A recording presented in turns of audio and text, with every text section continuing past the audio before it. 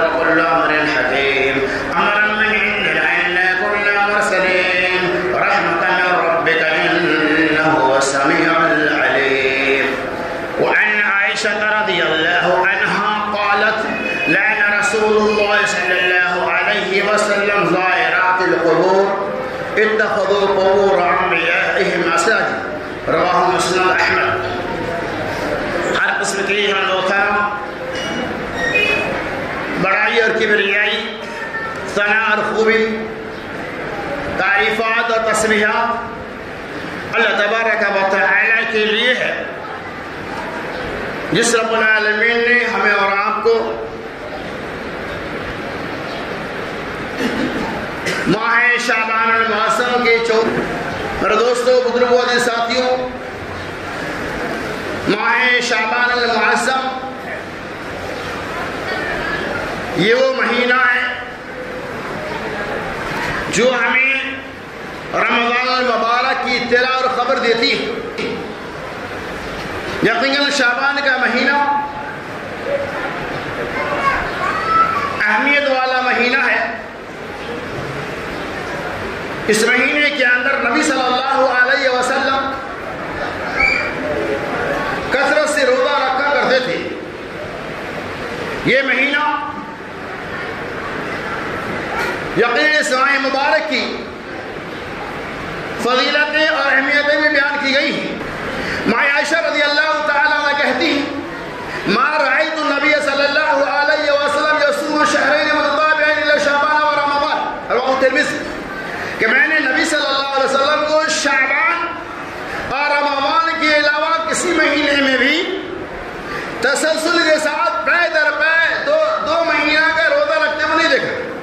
بعض روایت آتے کہ نبی صلی اللہ علیہ وسلم ماہ شعبان میں کثرت سے روزہ رکھا کرتے تھے.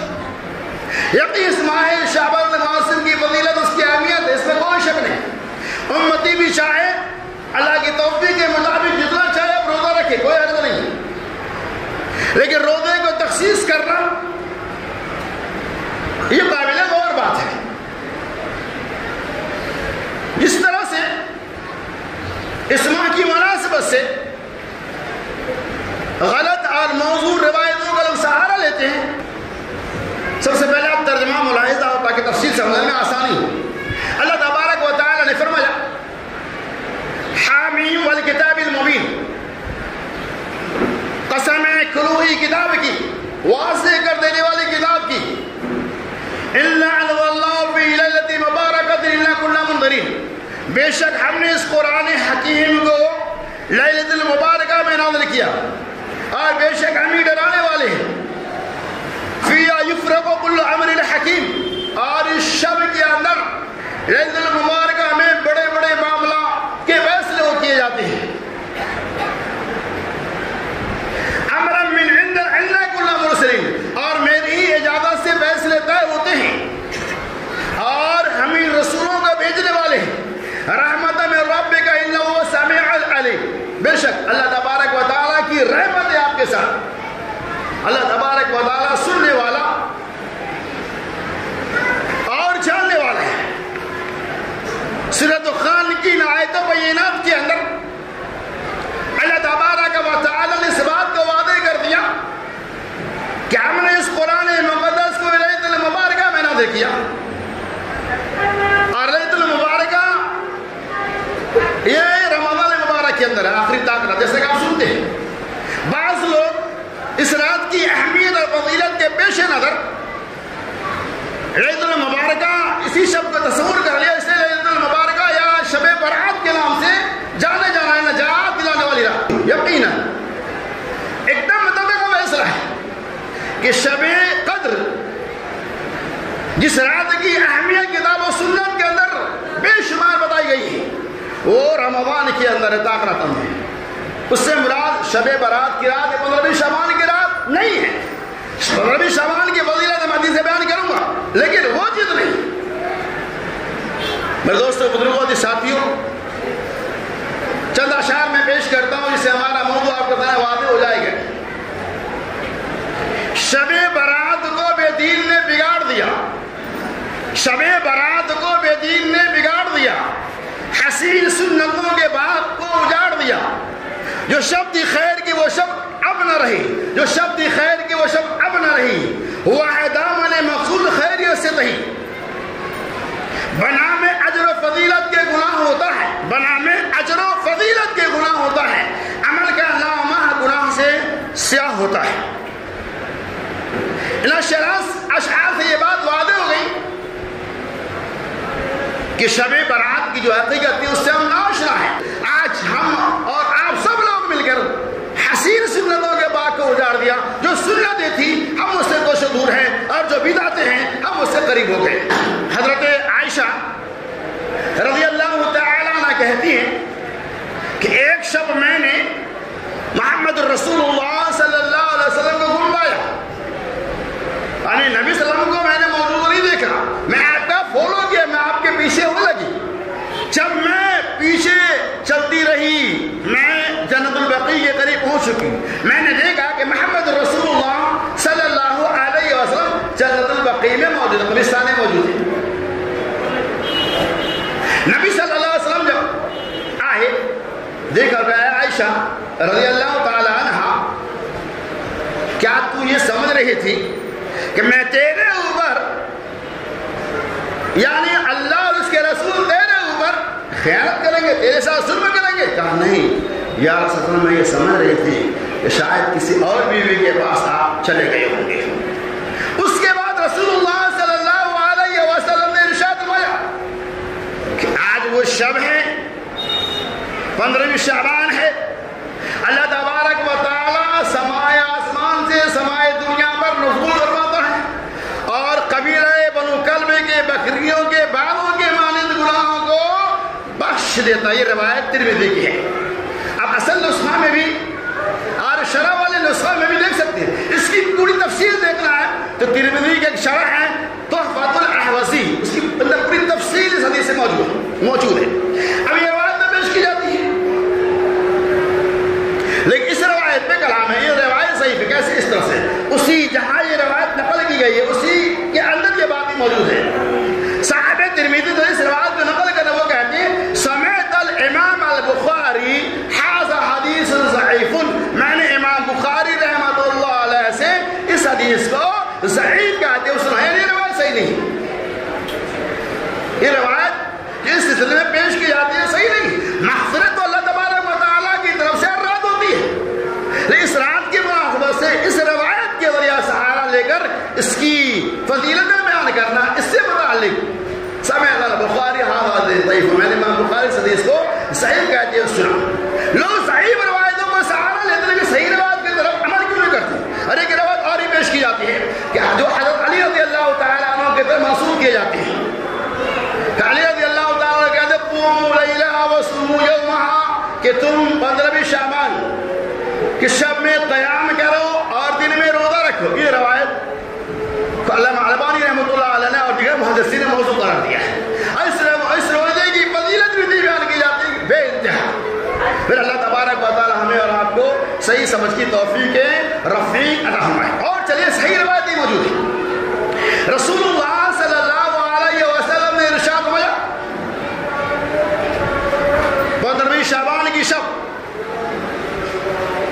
اللہ تبارک و تعالی، غور سے آپ سنیں، مجھے حوالہ لیا ہوں تاکہ کسی بھی طرح کا تھوڑا اس سلسلے میں مغالطہ نہ ہو۔ حضرت رسول اللہ صلی اللہ علیہ وسلم 15 شعبان کی رات پوری مخلوق کی طرف اللہ تبارک و تعالی نظر رحمت سے دیکھتا ہے۔ کیا پوری مخلوق کی طرف اللہ تبارک و تعالی نظر رحمت سے دیکھتا ہے، اور مشرک اور کینہ پرور کے علاوہ تمام لوگوں کو بخش دیتا ہے۔ دوسرے ترمذی اور بہقی ابن حبان کی روایت ہے، دوسری روایت آتی ہے کہ اللہ تبارک و تعالی مومنوں کو بخش دیتا ہے اور کافروں کو ڈھیل دیتا ہے۔ علامہ البانی رحمۃ اللہ علیہ نے اس حدیث کو صحیح قرار دیا ہے۔ یہ حدیث صحیح مطلب کیا ہوا؟ 15 شعبان کی فضیلت ہے۔ کیا فضیلت ہے؟ اللہ تبارک و تعالی پوری مخلوقات کی طرف نظر کرم کرتا ہے، نظر رحمت سے دیکھتا ہے، اور کیا کرتا ہے؟ مشرک اور کینہ پرور کے علاوہ تمام لوگوں کو بخش دیتا ہے۔ مطلب مشرک کی بخشائش نہیں ہوگی، نہ جو دل میں کینہ رکھتا اس کی بخشائش ہوگی، اور کافروں کو اللہ تعالیٰ چھوڑ دے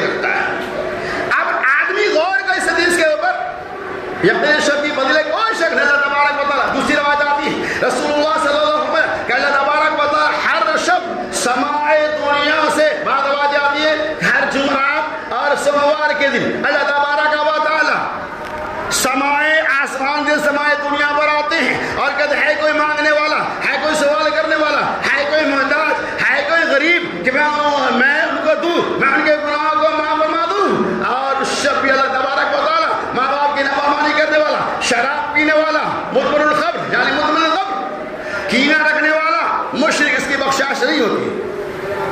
ابو داؤد کی روایت ہے جمعرات اور سوال کی. اس کے علاوہ اور بھی روایت ہیں. اللہ تبارک ہر شب یہ اعلان کرتا ہے. تو بہرحال اس میں کوئی شک نہیں, 15 شعبان کی صحیح روایت یہ ہے کہ اللہ رب اللہ آتا ہے اور مشرک کینہ پرور کے علاوہ تمام لوگوں کو بخش دیتا ہے.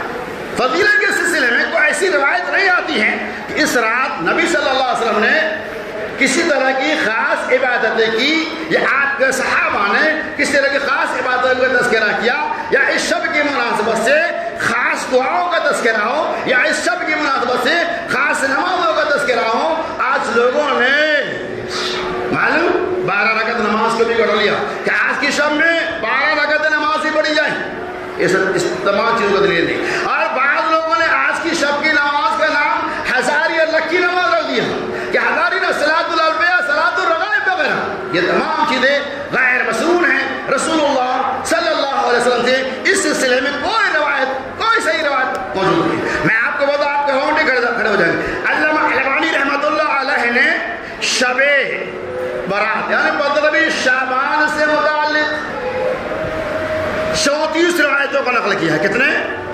34. ان 34 روایتوں کے اندر موضوع, ضعیف, منکر اور بعض صحیح روایتیں بھی ہیں. اس سلسلے میں لوگوں نے بہت ساری باتوں کو کر کے پیش کیا جو سنت کے مطابق نہیں ہے, تو خلاف شرع ہے. اللہ تبارک و تعالی تمام بھائیوں کو صحیح سمجھ کی توفیق رفیق عطا فرمائے. اسی طرح سے 15 شعبان کے روزے سے متعلق بھی جو روایت ہے وہ بھی صحیح نہیں. اگر وہ صحیح روایت پہ جو عمل کرتے ہیں وہ سمجھے کر, لیکن 2 روزے تو نہیں, ایک روزے کا تذکرہ آتا بھی صحیح روایت نہیں, لیکن ہم 2 روزہ تو بہرحال. خلاصہ کلام یہ ہے اس شب کی مناسبت سے اللہ مال کا 2 روایتوں کے علاوہ ساری روایتیں موضوع ہیں, یا تو ضعیف ہے یا تو منکر ہے, صحیح روایتیں نہیں. اس رات کی یقین فضیلت ہے, بس فضیلت ہے. اللہ تبارک و تعالی اس کا مقام دیا تو کوئی شک نہیں, لیکن اس کی فضیلت سے متعلق کسی طرح کی خاص عبادت یا دعاؤں کا تذکرہ کتاب و سنت کے اندر موجود نہیں. اور چلتے ہیں آگے کہ اس شب کو لوگوں نے شب برات کا, جس کے لفظی معنی ہی برات یعنی چھٹکارے کی رات آتے ہیں. یعنی بعض لغات کے اعتبار سے برات کے معنی چھٹکارے کے الگ تھلگ ہوتے ہیں, لیکن برات کا معنی قرآن سے پوچھیں گے تو بیزاری کے معنی آتے ہیں. اور شیعان علی نے بھی برات کا معنی بیزاری کا استعمال کیا ہے. اور شیعان علی کا عقیدہ یہ ہے 15 شعبان کو امام مہدی علیہ السلام کا ظہور ہوگا, یعنی ان کی ولادت و سعادت ہوگی, وہ دنیا سے 15 شعبان کے اندر ہی آئیں گے.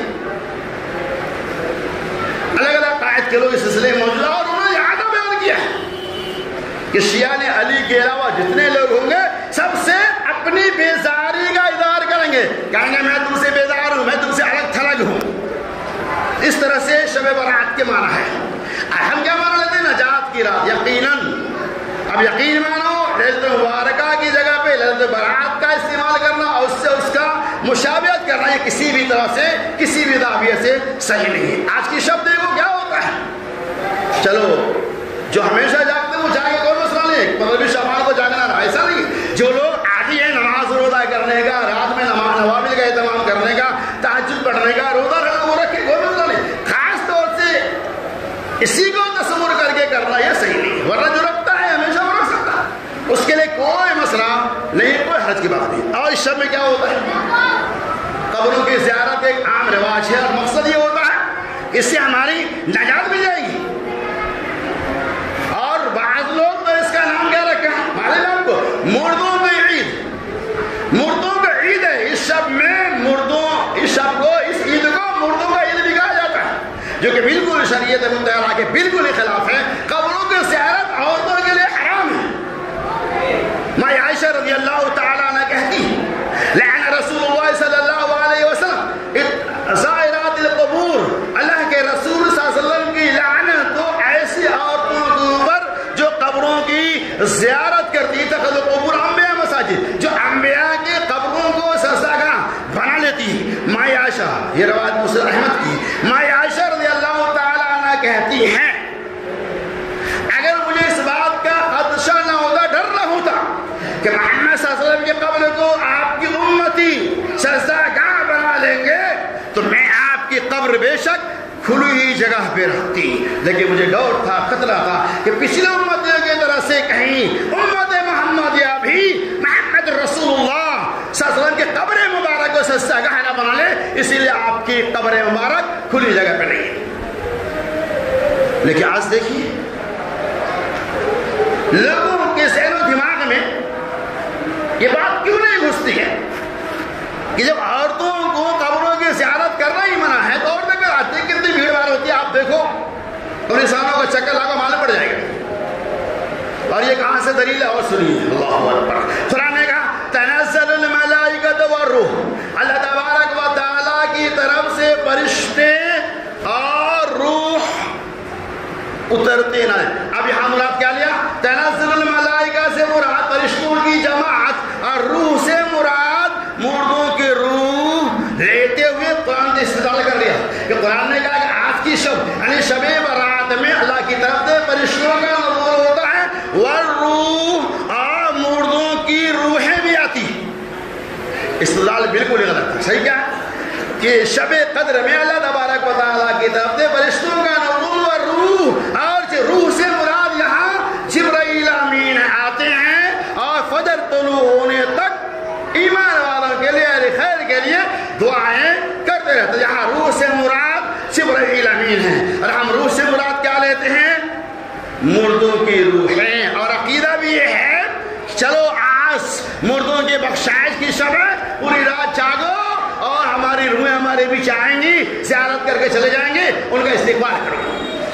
یہ ہندوؤں کا عقیدہ. اگر روحیں جانے کے بعد واپس نہیں آتی، اس سلسلے کا عقیدہ رکھنا یہ عقیدہ باطلہ ہے. لہذا اللہ سے ایسے عقیدہ باطلہ سے ہمیں اور آپ کو تمام مسلمین و مسلمات کو ہمیشہ اجتناب کرنے کی توفیق رفیق عطا فرمائے. تو کیا پتہ چلا؟ تنزل الملائکۃ والروح. اسی سلسلے میں کیا کرتے ہیں لوگوں کی سمجھ دیکھیے، ذرہ برابر فکر نہیں کرتے. دین کے معاملہ میں جیسا تیسا چلے گا، کوئی بات ایسا نہیں ہے. دین کے معاملہ میں ہمیں ہمارے قدم کو بھوکوں پہ چلانا ہے. ایسا نہیں کہ دین کے معاملہ میں جوائے کرتے چلو، ایسا نہیں. دین کے معاملہ میں غور و فکر کرنا، تدبر کرنا نہایت ضروری ہے. آپ دیکھتے ہو ایک شعبان، آج 14 شعبان ہے، ایک دم قرآن خوانی کا دھواں دھار بارش ہو رہا ہوگا. ایک دم آج قرآن پڑھنے والے کم بڑھ جائیں گے اور مردوں کی تعداد بڑھ جائے گی. کیا سورۃ مبارکہ ہے؟ کیا آپ صلی اللہ علیہ وسلم نے ایک شعبان سے لے کر 15ویں شعبان کے اندر تک مردوں کا نام سے قرآن خوانی کرا کر ان کو بخشایا؟ ایسے کوئی مسئلہ. کیوں ایسا کرتے ہیں؟ اس کی وجہ یہ کہ تنزل الملائکۃ والروح، کہ آج کی شب اللہ تبارک و تعالیٰ کی طرف سے روحیں آتی ہیں، لہذا ان کے نام سے قرآن خوانی کرے، ان کے نام سے اور دیگر جو رسم و رواج ہیں، جو سماج اور معاشرے کے اندر چال چلن چل رہا ہے، ان کے لیے کرو. سب کچھ صحیح نہیں. یقیناً قرآن سے محبت کرنا، قرآن کو پڑھنا بہت ہی بڑھیا عمل ہے. عقیدہ یہ رکھا جاتا، پڑھایا جاتا ہے کہ اگر مردوں کے نام سے قرآن خوانی نہیں کرائیں گے تو ان کی روحیں زمین و آسمان کے بیچ معلق رہتی ہیں.